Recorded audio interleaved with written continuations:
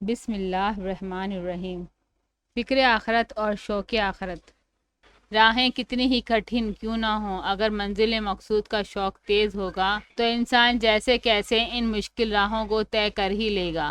راہیں کتنی ہی دل فریب کیوں نہ ہوں، اگر دل میں پکا یقین ہو کہ منزل مقصود ان راہوں سے بدر جہاں زیادہ دل فریب اور خوش کن ہے، تو انسان کبھی راہوں کی دل فریبیوں میں کھو کر بیٹھ نہیں جائے گا، بلکہ اصل منزل کی طرف بڑھنے کی کوشش کرتا رہے گا تاکہ بہتر اور پائیدار خوشی حاصل ہو سکے۔ یہی حال ہماری انسانی زندگی کا ہے۔ اگر دلوں میں یہ خیال جانگزیر رہے کہ یہ زندگی جو آج ہم گزار رہے ہیں صرف راہ کی حیثیت رکھتی ہے اور منزل مقصود وہی ہے جو موت کے بعد ملے گی، تو پھر اس راہ پر کانٹے اگے ہوں یا پھول کھلے ہوں، عقل مند راہی راہ کو راہ ہی سمجھے گا اور منزل مقصود نہیں بنائے گا۔ اگر راستے میں کانٹے اگے ہوں گے تو وہ خندہ پیشانی سے ان کی اذیتیں سہتا سفر جاری رکھے گا، اور اگر پھول کھلے ہوں تو اس کے لیے اتنی خوشی کافی ہوگی کہ راستہ چلتے ہوئے کانٹوں کی اذیت نہیں سہنی پڑ رہی اور خوشبو مشام جاں کو معطر کر رہی ہے۔ باقی وہ ان پھولوں سے ہی اٹھانے کے لیے راہ کو منزل بنا کر وہاں بیٹھ نہیں جائے گا، بلکہ صحیح منزل کی طرف گامزن رہے گا۔ دنیا کی زندگی گزارتے ہوئے جو کٹھن ذمہ داریاں پوری کرنی پڑتی ہیں اور راہ حق پر قائم رہنے کے لیے جن سختیوں سے گزرنا پڑتا ہے، انہیں کانٹے سمجھ لیجئے۔ دنیا کی زندگی گزارتے ہوئے جو عیش و آرام، جاہ و جلال، خوشحالی اور فارغ بالی حاصل ہوتی ہے، انہیں پھول تصور کر لیجئے۔ جس عقل مند انسان کا ایمان ہے کہ انسانی زندگی کی یہ پہلی سٹیج جو پیدائش سے لے کر موت تک چلتی ہے، بعد میں آنے والی دونوں سٹیجوں سے زیادہ ناپائیدار اور عارضی ہے، اور انسانی زندگی کی وہ تیسری سٹیج جو قیامت سے شروع ہو کر پھر ہمیشہ ہمیشہ کے لیے قائم رہتی ہے، سب سے زیادہ اس بات کا حق رکھتی ہے کہ اسے خوشگوار بنانے کی کوشش کی جائے۔ وہ دانا نہ تو زندگی کے کانٹوں کی اذیت سے دل شکستہ ہوگا اور نہ پھولوں کی مہک سے اپنی منزل سے غافل رہے گا۔ اگر اس کی زندگی میں کانٹے آئیں گے تو صبر و استقلال سے اس کی اذیت برداشت کرے گا اور چلتا چلا جائے گا، اور اگر اس کی زندگی میں پھول کھلیں گے تو وہ خدا کا شکر ادا کرے گا کہ اس نے اپنی مہربانی سے اس کے سفر کو خوشگوار بنا دیا ہے، مگر وہ ان پھولوں بھری راہ کو کبھی منزل بنانے کا خیال بھی نہیں کرے گا۔ منزل تو وہی ہے جو در حقیقت ہے۔ عقل مند اور دانا وہ ہے جو اپنے نفع اور نقصان کو اچھی طرح سمجھے، جس نے عارضی اور ناپائیدار خوشی حاصل کرنے کی دھن میں ہمیشہ رہنے والی اور انتہائی کمال پر پہنچنے والی خوشی کو نظر انداز کر دیا، اس نے ہرگز دانائی کا ثبوت نہ دیا۔ فکر آخرت۔ حضرت عبداللہ رضی اللہ تعالیٰ عنہ بن مسعود بیان کرتے ہیں کہ میں نے تم لوگوں کے نبی صلی اللہ علیہ وسلم کو فرماتے سنا کہ جس شخص نے تمام فکروں کو چھوڑ کر ایک ہی فکر لگا لی، یعنی آخرت کی فکر، اللہ تعالیٰ اس کی دنیاوی فکروں کے معاملے میں اس کے لیے کافی ہو جائے گا، اور جسے طرح طرح کی دنیاوی فکروں نے پریشان رکھا اور وہ آخرت کی فکر کو بھولا رہا، تو اللہ تعالیٰ پرواہ نہیں کرے گا کہ وہ کس وادی میں ہلاک ہوتا ہے۔ ابن ماجہ۔ عبان بن عثمان رضی اللہ تعالیٰ عنہ بن عفان بیان کرتے ہیں کہ حضرت زید رضی اللہ تعالیٰ عنہ بن حارث مردان اموی کے پاس سے ٹھیک دوپہر کے وقت نکلے۔ میں نے کہا کہ مردان نے انہیں اس وقت ضرور کوئی بات پوچھنے کے لیے بلایا ہوگا، بس میں نے حضرت زید رضی اللہ تعالیٰ عنہ بن ثابت سے دریافت کیا تو انہوں نے فرمایا کہ اس نے ہم سے کچھ باتیں پوچھی تھیں جو ہم نے رسول خدا صلی اللہ علیہ وآلہ وسلم سے سنی تھیں۔ پھر فرمایا کہ میں نے رسول خدا صلی اللہ علیہ وآلہ وسلم کو فرماتے سنا کہ جس شخص کو دنیا ہی کی فکر لگی رہی، اللہ تعالیٰ اس کے کام برگندہ کر دے گا اور اس کی محتاجی کو اس کی آنکھوں کے سامنے لے آئے گا، اور پھر بھی اسے دنیا اتنی ہی ملے گی جتنی اس کے لیے اس کی تقدیر میں لکھی جا چکی ہوگی، اور جس کی نیت آخرت کی فلاح حاصل کرنا ہوگی، اللہ تعالیٰ اس کے معاملات میں جمعیت پیدا کر دے گا اور اس کے دل میں تو نگری پیدا کر دے گا، اور دنیا ناپاک رگڑتی اس کے پاس آئے گی۔ ابن ماجہ۔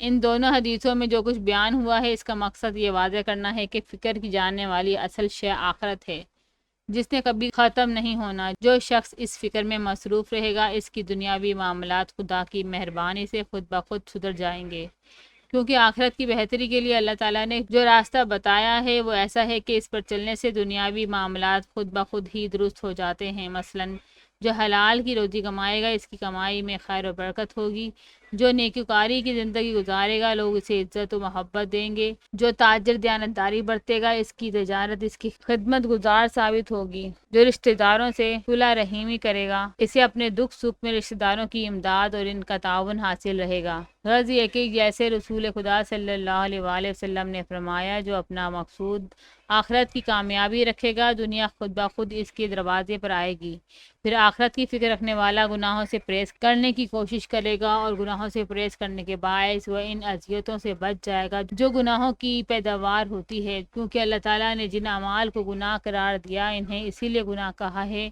اور اسی لیے اس سے روکا ہے کہ وہ انسانوں کو ضرر پہنچانے والے تھے۔ اس کے علاوہ جس انسان کو اپنی آخرت بہتر بنانے کا شوق ہوگا اس کے لیے دنیاوی ساز و سامان اور شان و شوکت میں ایسی کشش نہ ہوگی کہ وہ انہیں ناجائز ذرائع سے حاصل کرنے کی کوشش کرے، اور خدا اس کے دل میں ایسی قناعت پیدا کر دے گا اور اسے ایسا سیر چشم بنا دے گا کہ دنیاوی حرص و لالچ سے پیدا ہونے والی پریشانیاں بھی اس تک نہیں پہنچ سکیں گی، اور خدا کی مہربانی سے اس کے دل میں سکون ہوگا اور اس کے معاملات سدھر جائیں گے۔ اس کے برعکس جو شخص آخرت کو تو بھولا رہے گا اور ہر وقت دنیاوی فکر ہی اس کے دل و دماغ پر حاوی رہے گی اور وہ انہی چکروں میں رہے گا کہ کہیں یہ پریشانی نہ مجھے آ لے، کہیں میں اس نقصان کا شکار نہ ہو جاؤں، کسی طرح مجھے یہ مل جائے، کسی طرح مجھے وہ حاصل ہو جائے، تو اللہ تعالیٰ اسے اس کے ان اندیشوں اور فکروں کے ساتھ تنہا چھوڑ دے گا اور اس کی امداد نہیں فرمائے گا، نہ اس بات کی پرواہ کرے گا کہ کون سا دنیاوی فکر اسے برباد کر دیتا ہے۔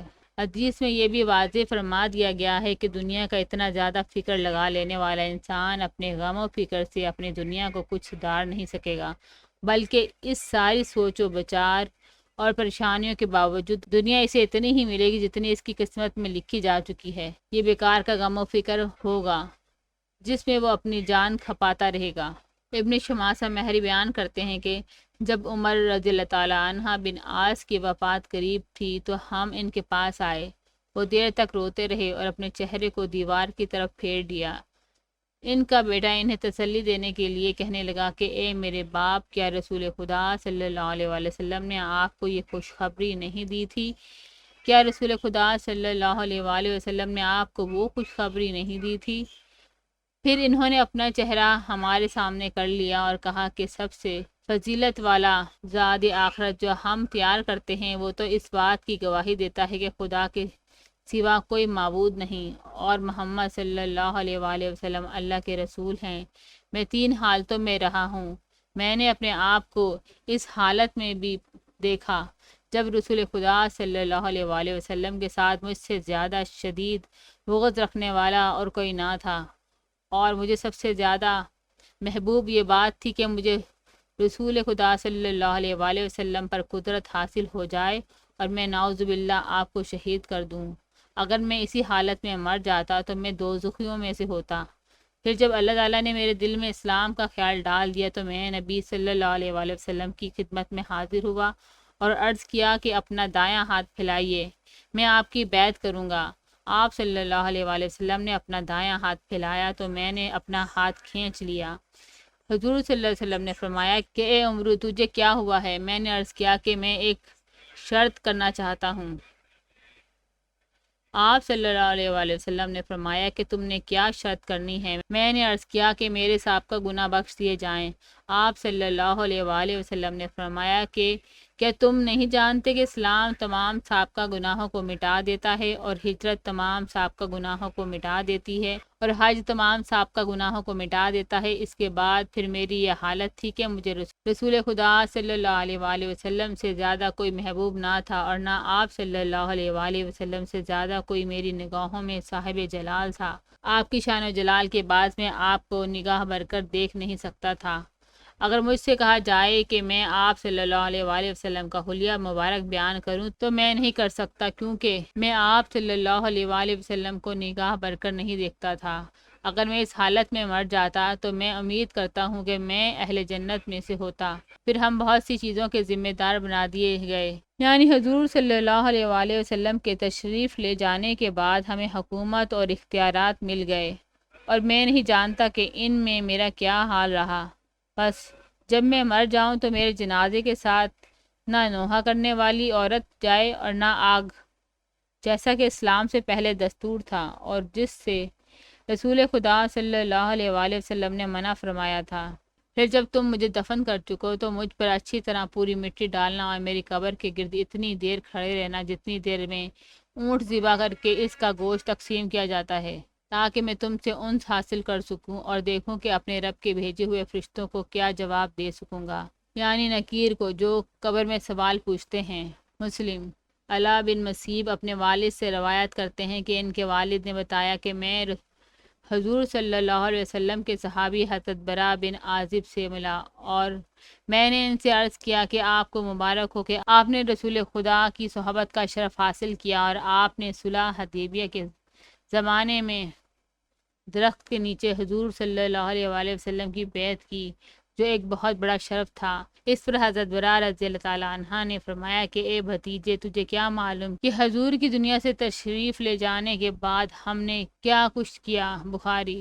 جن لوگوں کے دلوں میں واقعی آخرت کی فکر ہوتی ہے انہیں اپنی نیکیاں بڑی نہیں لگتی، بلکہ وہ تو اس خوف سے لرزا رہتے ہیں کہ خدا معلوم ہم سے کیا کیا اعمال ایسے ہو گئے ہوں جو ہماری آخرت پر برا اثر ڈال دے۔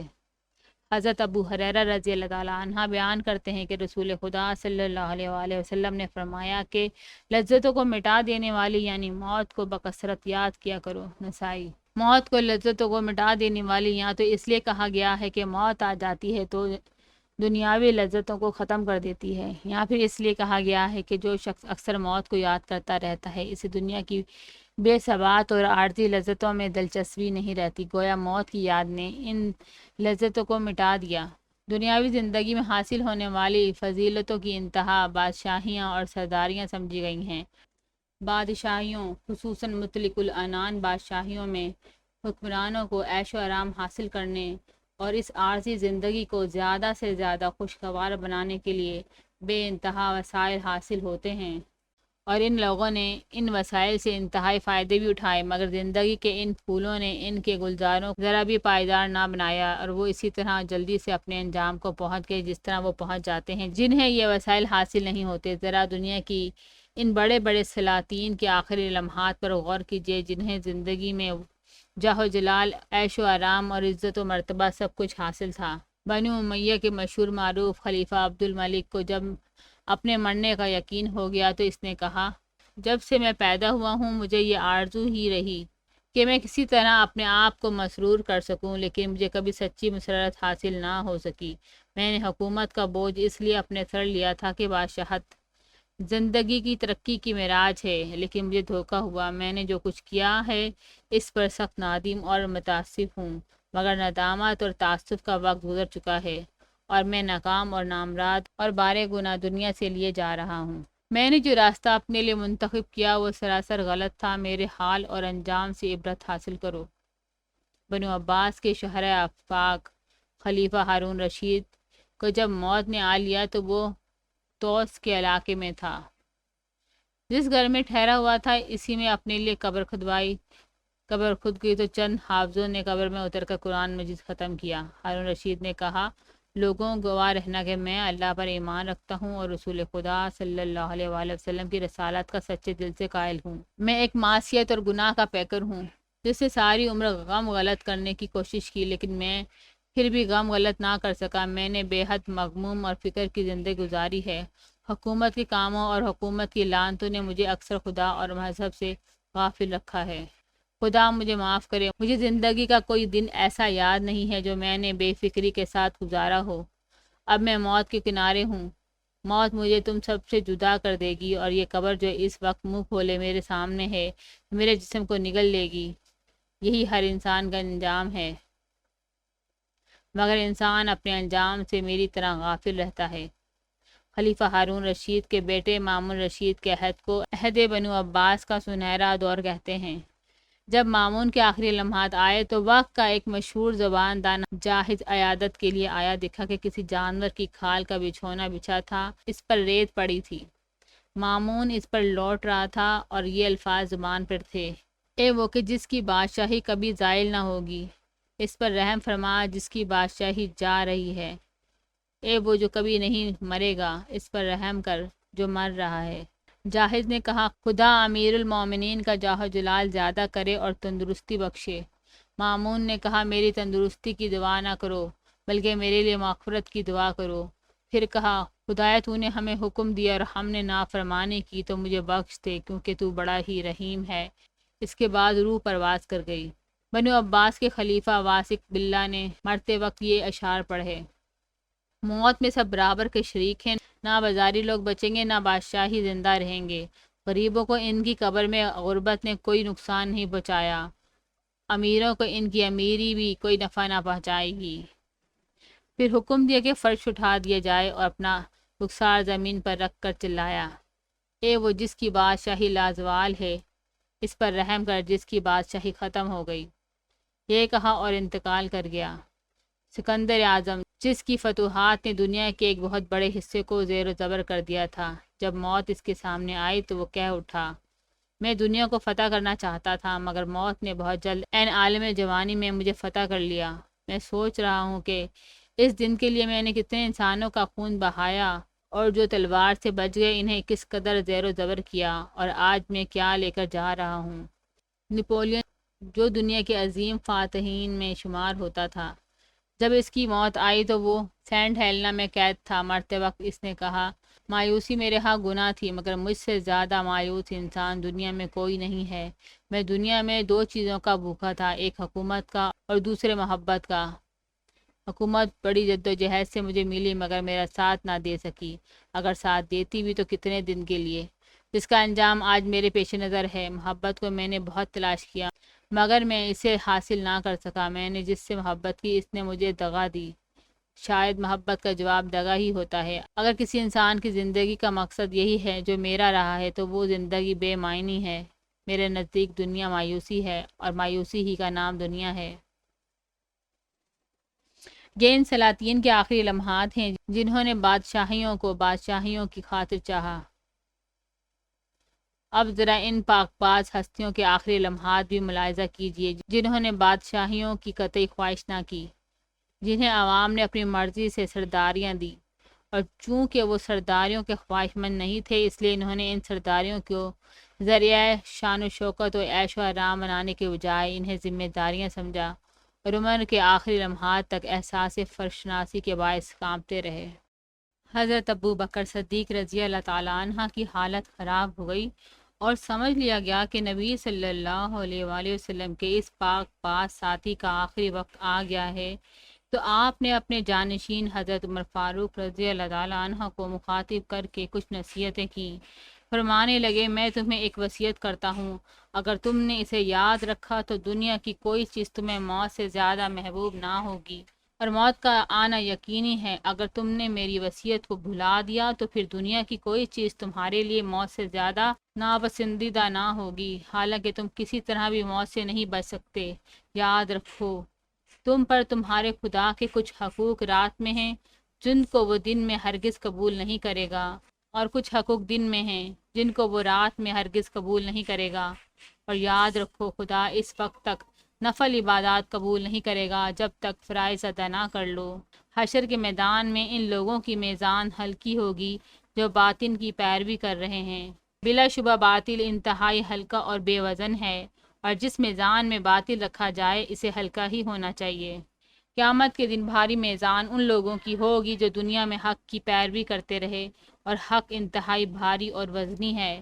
جس میزان میں حق رکھا جائے گا اسے بھاری اور وزنی ہونا ہی چاہیے۔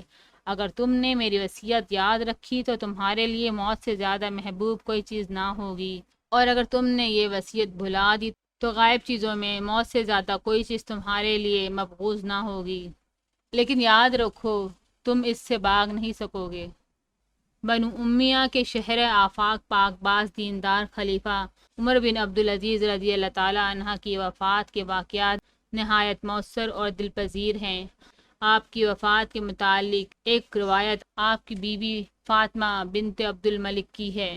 بیان کرتی ہیں کہ ایک دن میں نے ان سے کہا کہ میں آپ کے یہاں سے چلی جاؤں، آپ سوئے نہیں ہیں، شاید آپ کو نیند آ جائے۔ یہ کہہ کر میں دوسرے کمرے میں چلی گئی۔ وہاں سے میں نے سنا کہ آپ بار بار اس آیت کی تلاوت کر رہے تھے، یہ آخرت کا گھر ہے، اسے ہم ان لوگوں کے لیے بناتے ہیں جو زمین میں نہ بڑائی چاہتے ہیں نہ فساد کرتے ہیں، اور عاقبت پرہیزگاروں کے لیے ہے۔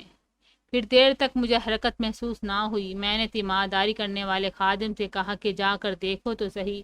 اس نے جا کر دیکھا تو زور سے چلایا۔ میں نے جا کر دیکھا تو آپ کو مردہ پایا، ایک ہاتھ منہ پر اور دوسرا آنکھوں پر رکھے تھے۔ آپ کی وفات کے متعلق ایک اور روایت بھی آتی ہے کہ آخری لمحات میں آپ نے سب کو چلے جانے کا حکم دیا، سب چلے گئے۔ آپ کی بیوی فاطمہ اور ان کے بھائی مسلمہ بن عبد الملک دروازے پر رہے۔ ان لوگوں کے کان میں یہ آواز آئی، کیا مبارک چہرے ہیں جو نہ آدمیوں کے ہیں نہ جنوں کے۔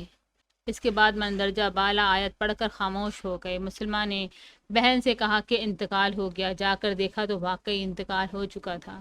خلیفہ بننے کے بعد آپ نے زاہدانہ زندگی اختیار کر لی۔ بیت المال میں سے صرف اتنا وظیفہ لیتے تھے کہ جس سے معمولی درجے کی گزر بسر ہو سکے۔ بیوی بچے بھی انتہائی سادہ زندگی بسر کرتے تھے۔ آپ کی وفات کے وقت مسلمہ نے کہا، اے امیر المومنین، آپ نے اپنی اولاد کا منہ ہمیشہ اس مال سے خشک رکھا، اس لیے آپ ان کو ایسی حالت میں چھوڑ رہے ہیں کہ ان کے پاس کچھ نہیں۔ کاش آپ مجھے یا اپنے خاندان کے کسی اور شخص کو ان کے بارے میں کچھ وصیت کر جاتے۔ یہ بات سن کر آپ نے فرمایا، تمہارا یہ کہنا کہ میں تمہیں خاندان کے کسی شخص کو ان کے بارے میں وصیت کر جاؤں تو ان کے بارے میں میرا وصی اور میرا ولی صرف خدا ہے، اور وہی صلح کا ولی ہوتا ہے۔ میرے لڑکے اگر خدا سے ڈریں گے تو خدا ان کے لیے کوئی صورت نکال دے گا۔ پھر آپ نے اپنے لڑکوں کو بلایا اور آنسو بھری آنکھوں سے انہیں دیکھ کر فرمایا، میری جان ان نوجوانوں پر قربان جنہیں میں نے محتاج اور مفلس چھوڑا ہے، لیکن خدا کا شکر ہے کہ میں نے انہیں اچھی حالت میں چھوڑا ہے۔ لڑکو، تم کسی عرب یا کسی ذمی سے نہیں ملو گے جس پر تمہارا حق نہ ہوگا۔ لڑکو، تمہارے باپ کو دو باتوں میں سے ایک کا اختیار تھا، ایک یہ کہ تم دولت مند ہو جاؤ اور جہنم میں داخل ہو، یا تم لوگ محتاج رہو اور جنت میں جاؤ۔ لیکن یہ بات کہ تم محتاج ہو اور جنت میں جاؤ اس کو زیادہ محبوب تھی بنسبت اس کے کہ تم لوگ دولت مند ہو جاؤ اور آگ میں جاؤ۔ اٹھو، خدا تم کو محفوظ رکھے۔ لوگوں کو ان کی وفات کی اطلاع ملی تو عام و خاص، عالم و جاہل، مسلم و غیر مسلم سب ماتم کرنے لگے۔ بصرے کے لوگوں کا قاعدہ تھا کہ جب حضرت عمر رضی اللہ تعالیٰ عنہ بن عبدالعزیز کا قاصد بصرے میں آتا تو چونکہ عموماً وہ وظیفوں کے اضافے یا کسی اچھی بات کا حکم یا کسی برائی سے ممانعت کا فرمان لاتا، اس لیے لوگ اس کا استقبال کر کے اس کو مسجد لاتے اور وہ ان کو خط پڑھ کر سناتا ہے۔ اس لیے جب ان کی وفات کی خبر آئی تو لوگوں نے حسب معمول قاصد کا استقبال کیا، لیکن جب اس نے رو کر انہیں آپ کی وفات کی خبر سنائی تو سب رو پڑے۔ حضرت حسن بصری رحمۃ اللہ علیہ کو جب آپ کی وفات کی خبر ملی تو بول اٹھے، انا للہ و انا الیہ راجعون۔ تمام فقہ آپ کی بی بی فاطمہ کے پاس تعزیت کے لیے گئے اور کہا، یہ مصیبت تمام امت کے لیے عام ہے۔ عبد الملک بن عمیر نے آپ کی اخلاقی خوبیاں بیان کر کے کہا، اے امیر المومنین، خدا آپ پر رحم کرے، آپ نگاہوں کو جھکائے رہتے تھے، پاک دامن تھے، حق کے ساتھ فیاض اور بخل کے ساتھ بخیل تھے، غصے کے وقت غصے ہوتے اور رضامندی کے وقت راضی ہوتے تھے، نہ ظریف تھے، نہ کسی پر عیب لگاتے تھے، نہ کسی کی غیبت کرتے تھے۔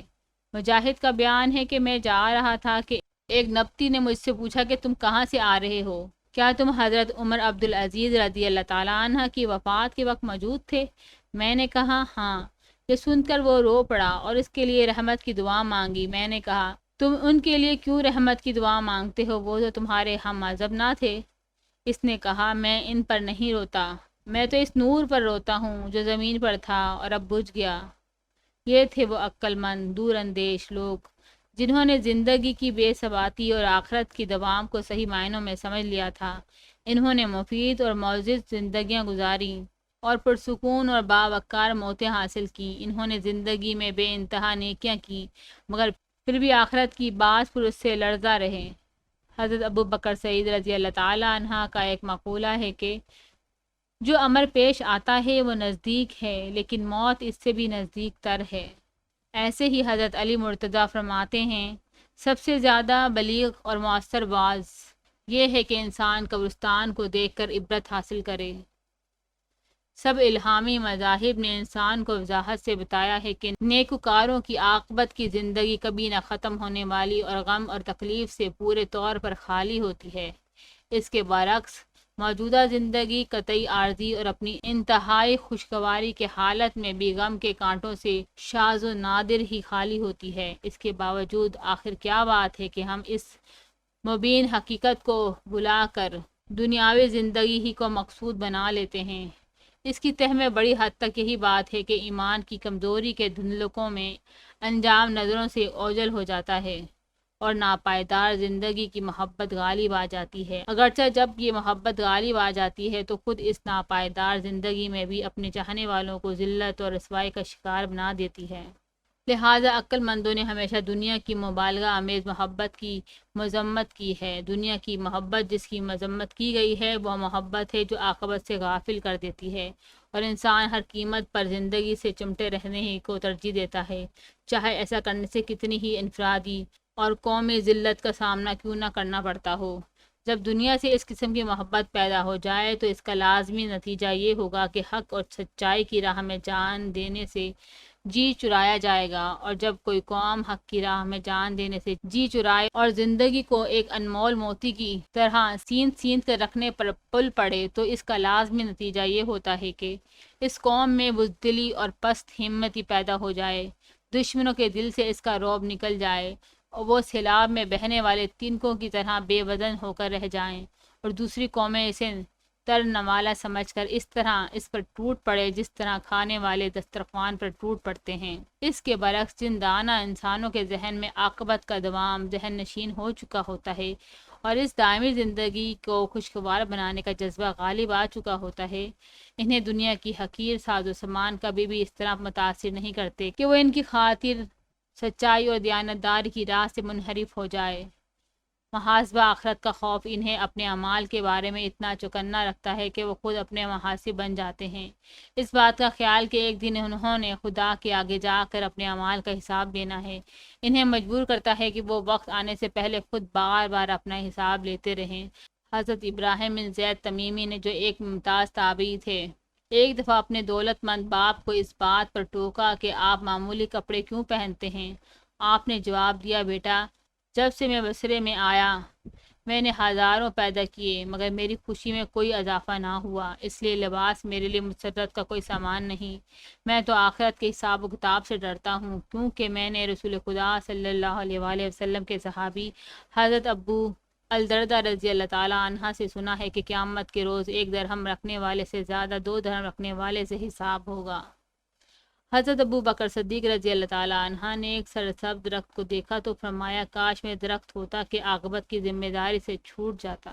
آپ نے باغ میں پرندوں کو چہچہاتے دیکھا تو آہ سرد بھر کر فرمایا، پرندوں تمہیں مبارک ہو، مزے سے چگتے پھرتے ہو، اڑتے پھدکتے ہو، درختوں کی شاخوں پر بیٹھتے ہو اور قیامت میں تمہارا کوئی حساب نہیں ہوگا، کاش ابو بکر تمہاری طرح ہوتا۔ حضرت عثمان غنی رضی اللہ تعالیٰ عنہ فرماتے ہیں کہ دنیا خدا کی سرائے ہے جو آخرت کے مسافروں کے لیے وقف ہے، اپنا توشہ لے لے اور جو کچھ سرائے میں ہے اس کا لالچ نہ کر۔ ایک دفعہ حضرت ابو بکر صدیق رضی اللہ تعالیٰ عنہ نے سپہ سالار حضرت خالد بن ولید رضی اللہ تعالیٰ عنہ کو ہدایت کرتے ہوئے فرمایا، جاؤ عزت سے باغو تو عزت تمہارے پیچھے پھرے گی، اور موت پر دلیر ہو تاکہ تمہیں ابدی زندگی بخشی جائے۔ جس امتحان کو انسان زیادہ اہمیت دیتا ہے اس کی زیادہ تیاری کرتا ہے۔ ایک ہونہار اور ذہین طالب علم کے لیے امتحان کی تیاری کے دنوں کا ہر لمحہ نہایت قیمتی ہوتا ہے۔ اس تیاری کے دنوں میں تمام غیر ضروری کام چھوڑ دیے جاتے ہیں، بسا اوقات راتوں کی نیند بھی کم کر دی جاتی ہے اور غذا میں بھی اس خیال سے کمی کر دی جاتی ہے کہ زیادہ کھا لیا تو زیادہ نیند آئے گی اور تیاری میں حرج واقع ہوگا۔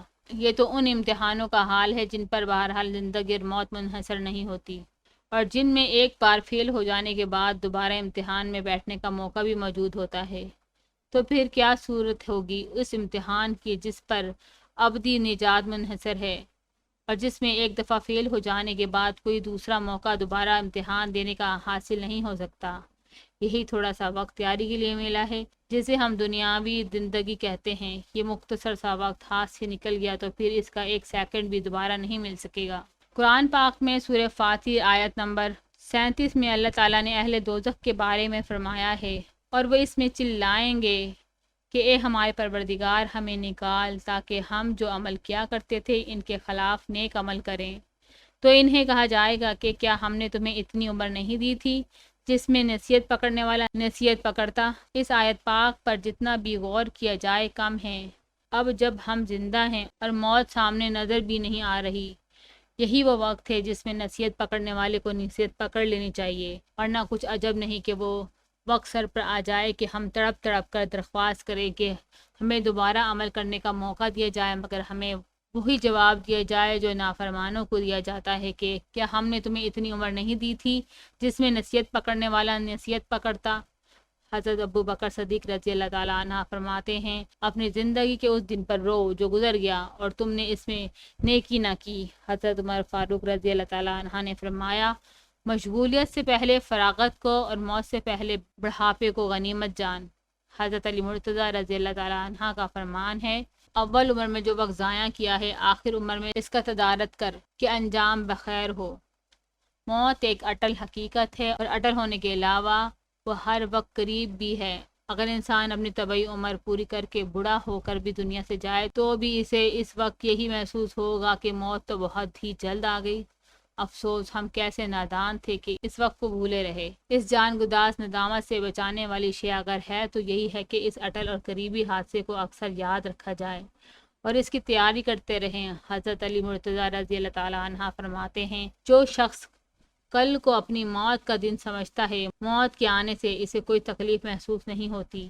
نیز آپ نے فرمایا، موت سے بڑھ کر کوئی سچی اور امید سے بڑھ کر کوئی جھوٹی چیز نہیں۔ آپ ہی کا یہ مقولہ بھی ہے، تمہارے دلوں سے اگر موت کا یقین دور نہ ہوتا تو فضول امیدوں کا غرور اور فریب تم پر غالب نہ آتا۔ موت کی یقین سے مراد وہ یقین ہے جو دلوں میں اس طرح نقش ہو جاتا ہے کہ پھر اعمال اس یقین کے خلاف نہیں جا سکتے۔ یہی یقین ہے جو فضول امیدوں کے فریب کو غالب نہیں آنے دیتا، ورنہ معمولی یقین تو ہر انسان کو ہوتا ہی ہے مگر وہ اعمال کی اصلاح کے لیے کافی نہیں ہوتا۔ حضرت مجدد الف ثانی رحمۃ اللہ علیہ سر ہندی فرماتے ہیں کہ آخرت کا کام آج کر، دنیا کا کام کل پر چھوڑ دے۔ یہ بات اپنی جگہ حقیقت ہے کہ انسانی دل ہر وقت ایک جیسی حالت پر قائم نہیں رہ سکتا۔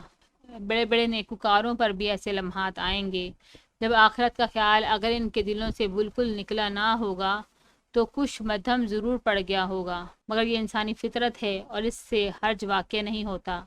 جو کچھ مطلوب ہے وہ یہ ہے کہ آخرت کے خیال کو بار بار ذہن میں تازہ کیا جاتا رہے اور دل کو زیادہ دیر غفلت میں مبتلا نہ رہنے دیا جائے۔ حضرت عثمان غنی رضی اللہ تعالیٰ عنہ نے آخرت کی اہمیت کا اظہار کرتے ہوئے فرمایا، تعجب ہے اس پر جو دنیا کو فانی جانتا ہے اور پھر اس کی رغبت رکھتا ہے، تعجب ہے اس پر جو تقدیر کو پہچانتا ہے اور پھر جانے والی شے کا غم کرتا ہے، تعجب ہے اس پر جو حساب کو حق جانتا ہے اور پھر مال جمع کرتا ہے، تعجب ہے اس پر جو دوزخ کو برحق جانتا ہے اور پھر گناہ کرتا ہے، تعجب ہے اس پر جو جنت پر ایمان رکھتا ہے اور پھر دنیا کے ساتھ آرام پکڑتا ہے، تعجب ہے اس پر جو شیطان کو دشمن جانتا ہے اور پھر اس کی اطاعت کرتا ہے، تعجب ہے اس پر جو اللہ کو حق جانتا ہے اور پھر غیروں کا ذکر کرتا ہے اور ان پر بھروسہ رکھتا ہے۔ شوق آخرت انسان کے لیے کسی کام کا مشکل یا آسان ہونا ایک حد تک اس بات پر بھی منحصر ہوتا ہے کہ جس مقصد کے لیے وہ اس کام کو کر رہا ہے اس کے لیے اس کے دل میں کشش کتنی ہے۔ رسول خدا صلی اللہ علیہ وآلہ وسلم کی تعلیمات کے زیر اثر صحابہ کرام رضی اللہ تعالیٰ عنہ کے دلوں میں آخروی زندگی کو کامیاب بنانے کی کوشش اتنی زیادہ تھی کہ خدا کی مہربانی سے ان کے لیے مشکلات کے پہاڑ ریت کے ٹیلے بنتے چلے گئے۔ آخرت کی لگن نے انہیں وہ سیر چشمی، بہادری، نظم و ضبط، فرض شناسی اور عزم و استقلال عطا فرما دیا کہ اگرچہ ان کا مقصد آخرت ہی تھا مگر دنیا میں بھی وہ ایسے روشن نام چھوڑ گئے جن کی مثالیں ملنی مشکل ہیں۔ حضرت انس رضی اللہ تعالیٰ عنہ بن مالک رضی اللہ تعالیٰ عنہ بیان کرتے ہیں کہ جنگ خندق کے دن انصار پڑھ رہے تھے، ہم وہ ہیں جنہوں نے محمد صلی اللہ علیہ وسلم سے بات پر بیعت کی ہے کہ جب تک زندہ رہیں گے ہمیشہ جہاد کرتے رہیں گے۔ اس پر رسول خدا صلی اللہ علیہ وآلہ وسلم نے انہیں جواب دیا، اے خدا، عیش تو صرف آخرت کا عیش ہی ہے، بس تو انصار اور مہاجرین کی عزت افزائی فرما۔ بخاری۔ حضرت سہیل رضی اللہ تعالیٰ عنہ بیان کرتے ہیں کہ جنگ خندق کے دوران رسول خدا صلی اللہ علیہ وآلہ وسلم ہمارے پاس تشریف لائے جبکہ ہم خندق کھود رہے تھے اور اپنے کندھوں پر مٹی ڈھو رہے تھے، تو آپ صلی اللہ علیہ وسلم نے فرمایا، اے خدا، عیش تو آخرت کا عیش ہی ہے، بس تو مہاجرین اور انصار کی عزت و تکریم فرما دے۔ بخاری۔ حضرت جابر رضی اللہ تعالیٰ عنہ بن عبداللہ رضی اللہ تعالیٰ عنہ بیان کرتے ہیں کہ جنگ احد کے دن ایک شخص نے رسول خدا صلی اللہ علیہ وآلہ وسلم سے پوچھا کہ اگر میں اس جنگ میں شہید ہو جاؤں تو آپ صلی اللہ علیہ وآلہ وسلم کا کیا خیال ہے کہ میں کہاں ہوں گا؟ حضور صلی اللہ علیہ وسلم نے فرمایا کہ جنت میں ہوں گے۔ بس یہ بات سن کر جنت کے اشتیاق میں ایسا از خود رفتہ ہوا کہ جو کھجوریں اس کے ہاتھ میں تھی وہ پھینک دی، پھر جا کر جہاد میں مشغول ہو گیا یہاں تک کہ شہادت حاصل کر لی۔ بخاری۔ ابو عبد الرحمن بیان کرتے ہیں کہ حضرت عبداللہ رضی اللہ تعالیٰ عنہ بن عمر رضی اللہ تعالیٰ عنہ بن عاص سے ایک شخص نے سوال کیا اور کہا کہ کیا ہم نادار مہاجرین میں سے نہیں ہیں؟ میں نے سنا ہے کہ حضرت عبداللہ رضی اللہ تعالیٰ عنہ نے اس سے کہا کہ کیا تمہاری بیوی ہے جس کے پاس تم رہتے ہو؟ اس نے کہا کہ جی ہاں۔ حضرت عبداللہ رضی اللہ تعالیٰ عنہ نے سوال کیا کہ کیا تمہارا گھر ہے جس میں تم سکونت رکھتے ہو؟ تو اس نے کہا کہ جی ہاں۔ حضرت عبداللہ رضی اللہ تعالیٰ عنہ نے فرمایا کہ پھر تم تو مالداروں میں سے ہو، یعنی جس کی بیوی بھی ہو اور گھر بھی ہو وہ نادار کیسے ہوا؟ وہ شخص کہنے لگا کہ میرا تو ایک خادم بھی ہے۔ حضرت عبداللہ رضی اللہ تعالیٰ عنہ نے فرمایا کہ پھر تو تم بادشاہوں میں سے ہو۔ ابو عبد الرحمن یہ بھی بیان کرتے ہیں کہ حضرت عبداللہ رضی اللہ تعالیٰ عنہ بن عمر رضی اللہ تعالیٰ عنہ بن عاص کے پاس 3 شخص آئے اور اس وقت میں بھی آپ کے پاس ہی تھا۔ ان آنے والوں نے کہا کہ اے ابو محمد، خدا کی قسم ہمیں کوئی شے میسر نہیں، نہ خرچ، نہ سواری، نہ اسباب۔ حضرت عبداللہ رضی اللہ تعالیٰ عنہ نے ان سے فرمایا کہ تم کیا چاہتے ہو؟ اگر تم چاہو تو ہمارے پاس آ جاؤ، ہم تمہیں وہ دیں گے جو خدا نے تمہارے لیے لکھا ہے، اور اگر چاہو تو ہم تمہارے معاملے کا ذکر بادشاہ سے کریں تاکہ وہ تمہاری امداد کرے، اور اگر چاہو تو صبر کرو، کیونکہ میں نے رسول خدا صلی اللہ علیہ وآلہ وسلم کو فرماتے سنا ہے کہ نادار مہاجرین قیامت کے دن مالداروں سے 40 برس پہلے جنت میں جائیں گے۔ یہ بات سن کر ان سوال کرنے والوں کے دل میں آخرت کی جزا کا ایسا اشتیاق پیدا ہوا کہ وہ کہنے لگے کہ پھر تو ہم صبر ہی کریں گے اور کچھ نہیں مانگیں گے۔ مسلم۔ ایک دن حضور صلی اللہ علیہ وآلہ وسلم کے صحابی حضرت عبد الرحمن رضی اللہ تعالیٰ عنہ بن عوف کی خدمت میں ان کا کھانا پیش کیا گیا تو فرمانے لگے کہ حضرت مصعب رضی اللہ تعالیٰ عنہ بن عمیر مجھ سے بہتر تھے، وہ شہید ہو گئے۔ تو مسلمانوں کی مفلسی کا وہ عالم تھا کہ ان کے لیے ایک چادر کے سوا اور کوئی چیز نہ ملی جو ان کا کفن بنتی، اور حضرت حمزہ رضی اللہ تعالیٰ عنہ یا کوئی اور شخص جو مجھ سے بہتر تھے شہید ہوئے تو ایک چادر کے سوا اور کوئی چیز نہ ملی جو ان کا کفن بنتی، مگر اب ہم لوگ خوشحال ہو گئے ہیں۔ مجھے خوف آتا ہے کہ کہیں ایسے تو نہیں کہ ہماری نیکیوں کا اجر ہمیں جلدی سے ہماری دنیاوی زندگی ہی میں دے دیا گیا ہے اور آخرت میں ہم اس جزا سے محروم ہو جائیں گے۔ پھر آپ آخرت کی محرومی کے خیال سے رونے لگے۔ بخاری۔ یہ تھے وہ لوگ جنہوں نے صحیح معنوں میں آخرت کی بہتری کی تمنا کی، وہ دنیاوی خوشحالی کے پیچھے پیچھے دوڑے اور اس کے ملنے پر اسے ذریعہ فخر بنانے کی بجائے اس سے ڈرتے تھے کہ کہیں وہ ان کی آخرت کے اجر میں کمی کا باعث نہ بن جائے۔ حضرت امام زین العابدین علی بن حسین رضی اللہ تعالیٰ عنہ کے ایک ساتھی سعد بن مرجانہ بیان کرتے ہیں کہ میں نے حضرت ابو ہریرہ رضی اللہ تعالیٰ عنہ کو فرماتے سنا کہ رسول خدا صلی اللہ علیہ وآلہ وسلم نے فرمایا کہ جس مسلمان شخص نے کسی مسلمان آدمی کو آزاد کیا، اللہ تعالیٰ آزاد کیے جانے والے کے ہر عضو کے بدلے میں آزاد کرنے والے کے عضو کو دوزخ سے نجات دے گا۔ سعید بن مرجانہ کہتے ہیں کہ جب میں نے حضرت ابو ہریرہ رضی اللہ تعالیٰ عنہ سے یہ حدیث سنی تو میں نے جا کر امام زین العابدین حضرت علی بن حسین رضی اللہ تعالیٰ عنہ سے اس کا ذکر کیا۔ انہوں نے یہ حدیث سن کر اپنا ایک غلام آزاد کر دیا جو اتنا قیمتی تھا کہ ابن جعفر اس کی قیمت 10,000 درہم یا 1,000 دینار دے رہے تھے۔ مسلم۔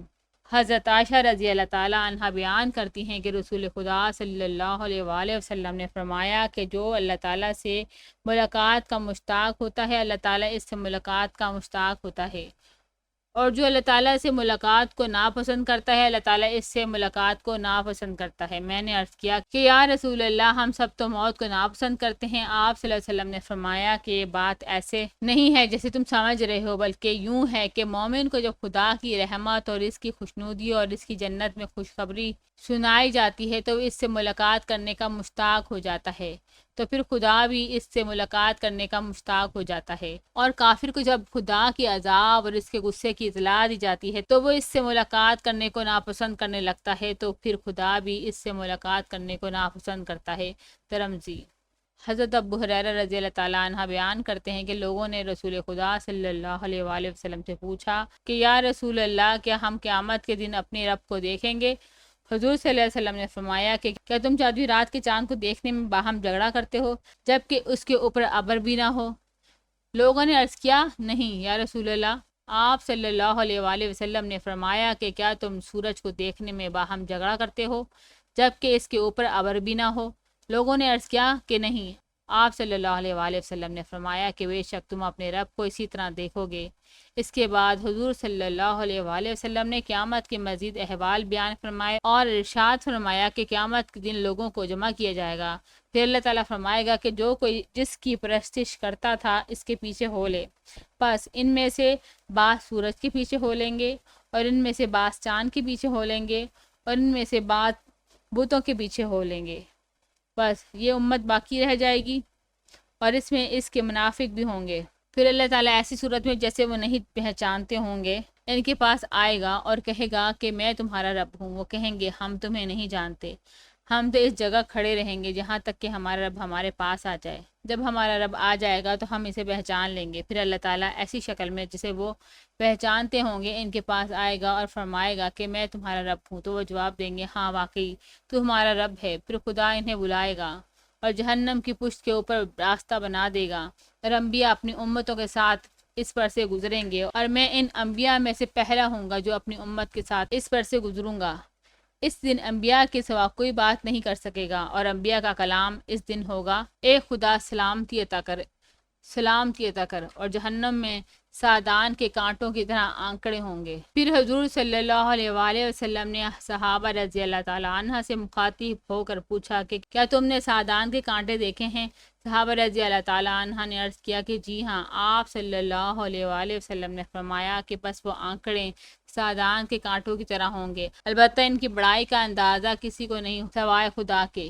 بس وہ آنکڑے لوگوں کے اعمال کے مطابق انہیں اچکیں گے، بس ان میں بعض ایسے ہوں گے جو اپنے اعمال کے باعث جہنم میں گر کر ہلاک ہو جائیں گے اور ان میں بعض ایسے ہوں گے جو مارے زخموں کے ٹکڑے ٹکڑے ہو جائیں گے، پھر اس کے بعد انجام پائیں گے، یہاں تک کہ جب اللہ رحمت کرنے کا ارادہ کرے گا تو اہل دوزخ میں سے جن لوگوں کے بارے میں اس کا یہ ارادہ ہوگا ان کے بارے میں فرشتوں کو حکم دے گا کہ انہیں دوزخ سے نکال لیں، یعنی ان کو جو اللہ کی عبادت کرتے رہے ہوں گے بس فرشتے انہیں نکال لیں گے اور انہیں سجدوں کے نشانات سے پہچانیں گے۔ اور حضور صلی اللہ علیہ وآلہ وسلم نے بتایا کہ اللہ تعالیٰ نے آگ پر یہ بات حرام کر دی ہے کہ وہ سجدوں کے نشانات کو کھائے، بس وہ لوگ جنہیں خدا دوزخ سے نکالے جانے کا حکم دے گا دوزخ سے نکالے جائیں گے۔ جہنم کی آگ انسان کے تمام جسم کو کھائے گی سوائے سجدوں کے نشان کے، بس وہ آگ سے نکالے جائیں گے تو بالکل جل چکے ہوں گے، بس ان پر آب حیات ڈالا جائے گا تو اس کے ڈالے جانے سے وہ ایسے تر و تازہ نکل آئیں گے جیسے دانہ سیل کے لائے ہوئے کوڑے کچرے میں اگتا ہے۔ اس کے بعد اللہ تعالیٰ بندوں کے درمیان فیصلہ کرنے سے فارغ ہو جائے گا اور ایک شخص دوزخ اور جنت کے درمیان باقی رہ جائے گا اور وہ اہل دوزخ میں سے آخری شخص ہوگا جو جنت میں داخل ہوگا۔ اس کا منہ دوزخ کی طرف ہوگا، وہ کہے گا کہ اے میرے رب میرے چہرے کو دوزخ کی طرف سے پھیر دے، کیونکہ اس کی ہوا نے مجھے زہر آلود کر دیا ہے اور اس کے شعلے نے مجھے جلا دیا ہے۔ اللہ تعالیٰ فرمائے گا کہ کیا تو ایسا تو نہ کرے گا کہ اگر تیرے ساتھ یہ احسان کر دیا جائے تو اس کے علاوہ اور بھی کچھ مانگے؟ تو وہ کہے گا کہ نہیں، تیری بزرگی کی قسم میں اور کچھ نہیں مانگوں گا۔ پھر وہ اس بات پر اللہ تعالیٰ سے جتنا کہ وہ چاہے گا پختہ عہد و پیما کرے گا، تو خدا اس کے چہرے کو آگ کی طرف سے پھیر دے گا۔ پھر جب وہ جنت کی طرف منہ کر لے گا تو اس کی تر و تازگی کو وہ دیکھے گا، پھر جتنی دیر خدا کو منظور ہوگا خاموش رہے گا، پھر عرض کرے گا کہ اے میرے رب مجھے جنت کے دروازے سے قریب کر دے۔ اللہ تعالیٰ اس سے فرمائے گا کہ کیا تو نے قول و اقرار نہیں کیے تھے کہ جو کچھ مانگ چکا ہوں اس کے سوا اور کچھ نہیں مانگوں گا؟ وہ عرض کرے گا کہ اے میرے پروردگار، مجھے تیری مخلوق میں سب سے زیادہ بد نصیب نہیں ہونا چاہیے۔ اللہ تعالیٰ فرمائے گا کہ کہیں ایسا تو نہ ہوگا کہ اگر تجھے یہ بھی دے دیا جائے تو تو اس کے علاوہ کسی اور شے کا سوال کر دے؟ تو وہ عرض کرے گا کہ نہیں، تیری بزرگی کی قسم، میں اس کے سوا کسی اور شے کا سوال نہیں کروں گا۔ پھر جتنا خدا کو منظور ہوگا وہ اپنے رب کو قول و قرار کرے گا تو اللہ تعالیٰ اسے جنت کے دروازے کے قریب کر دے گا۔ پھر جب وہ جنت کے دروازے پر پہنچ جائے گا تو اس کی شگفتگی اور اس میں پائے جانے والی تر و تازگی اور سرور کو دیکھے گا تو پھر جتنی دیر خدا کو منظور ہوگا خاموش رہے گا۔ پھر عرض کرے گا کہ اے میرے پروردگار، مجھے جنت میں داخل کر دے۔ اللہ فرمائے گا کہ اے ابن آدم، تیری خرابی ہو، تو کس قدر عہد شکن واقعہ ہوا ہے۔ کیا تو نے یہ عہد و پیمان نہیں کیا تھا کہ جو کچھ تجھے دیا جا چکا ہے اس کے سوا اور کچھ نہیں مانگے گا؟ تو وہ عرض کرے گا کہ اے میرے پروردگار، مجھے اپنی مخلوق میں سے سب سے زیادہ بد نصیب نہ بنا۔ بس اللہ تعالیٰ اس کی باتوں پر ہنس پڑے گا، پھر اسے جنت میں داخل ہونے کی اجازت دے دے گا۔ پھر اس سے فرمائے گا کہ تو آرزو کر۔ پس وہ آرزویں بیان کرنے لگے گا یہاں تک کہ اس کی آرزویں ختم ہو جائیں گی۔ اللہ تعالیٰ فرمائے گا کہ یہ چیز اور مانگ۔ اس کا پروردگار اسے یاد دلانے لگے گا کہ تو یہ بھی مانگ اور وہ بھی مانگ، یہاں تک کہ اس کی تمام خواہشیں ختم ہو جائیں گی۔ پھر اللہ تعالیٰ فرمائے گا کہ تجھے یہ سب کچھ بھی دیا جاتا ہے اور اس کے ساتھ اتنا ہی اور بھی۔ حضرت ابو سعید خدری رضی اللہ تعالیٰ عنہ نے اس آخری بات کے بارے میں اس حدیث کے راوی حضرت ابو ہریرہ رضی اللہ تعالیٰ عنہ سے کہا کہ رسول خدا صلی اللہ علیہ وآلہ وسلم نے تو یہ فرمایا تھا کہ اللہ تعالیٰ اس شخص سے فرمائے گا کہ تجھے یہ سب کچھ بھی دیا جاتا ہے اور اس سے 10 گنا اور بھی۔ حضرت ابو ہریرہ رضی اللہ تعالیٰ عنہ کہتے ہیں کہ مجھے تو رسول خدا صلی اللہ علیہ وآلہ وسلم کا یہی فرمان یاد ہے کہ تجھے یہ سب کچھ بھی دیا جاتا ہے اور اس کے ساتھ اتنا ہی اور بھی۔ حضرت ابو سعید خدری رضی اللہ تعالیٰ عنہ نے فرمایا کہ میں نے حضور صلی اللہ علیہ وآلہ وسلم کو یہی فرماتے سنا کہ تجھے یہ سب کچھ بھی دیا جاتا ہے اور اس سے 10 گنا اور بھی۔ بخاری۔ دونوں بزرگوں کے اقوال سے کم از کم یہ ضرور واضح ہو جاتا ہے کہ اس شخص کے جتنی تمنائیں ہوں گی ان سے 10 گنا اسے ضرور ملے گا، اور ممکن ہے کہ اللہ تعالیٰ اپنی رحمت سے اس سے 10 گنا بھی عطا فرما دے۔ حدیث کے شروع میں جو حضور صلی اللہ علیہ وآلہ وسلم کا بیان ہے کہ کیا تم 14ویں رات کے چاند کو دیکھنے میں یا سورج کو دیکھنے میں باہم جھگڑا کرتے ہو، اس کے لیے جو لفظ استعمال ہوا ہے وہ تمارون ہے، جس کا ترجمہ یہ بھی کیا گیا ہے کہ تم باہم جھگڑا کرتے رہو، اور یہ بھی ہے کہ تم شک کرتے ہو۔ اگر اس کا ترجمہ تم باہم جھگڑا کرتے ہو لیا جائے تو اس کی تشریح رویت باری تعالیٰ کی سرخی کے ساتھ بیان ہو چکی ہے، اور اگر اس کا ترجمہ تم شک کرتے ہو دیا جائے تو وہ تو واضح ہی ہے کہ جیسے چاند اور سورج کو دیکھتے ہوئے تمہیں کوئی شک نہیں ہوتا کہ آیا یہ چاند اور سورج ہے یا کوئی اور شے، اسی طرح تم اپنے پروردگار کو اس طرح دیکھو گے، تمہیں اس بات میں کوئی شک نہیں ہوگا کہ یہ تمہارا پروردگار ہی ہے جس کا تم دیدار کر رہے ہو۔ یہ حدیث ان احادیث میں سے ہے جنہیں پڑھ کر آخرت کے احوال اس طرح واضح ہو کر آنکھوں کے سامنے آ جاتے ہیں کہ دل تڑپ اٹھتا ہے کہ کاش کہ اس میں ہمیشہ ہمیشہ رہنے والی زندگی میں کامیاب اور بامراد ہو جائیں۔ آمین۔